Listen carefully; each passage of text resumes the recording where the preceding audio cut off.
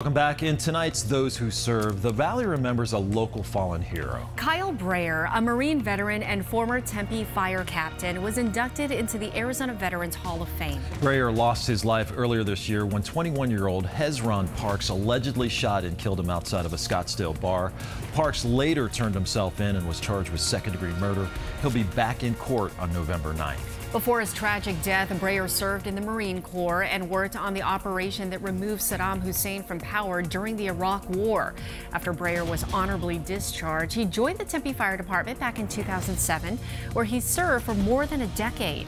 At today's ceremony, his family spoke with Team 12's Joe Dana about the prestigious recognition.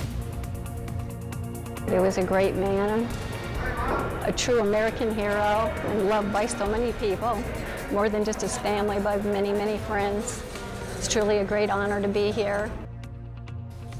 If you would like to nominate a hero for Those Who Serve, call us at 602-444-1212, or you can email us at connect@12news.com.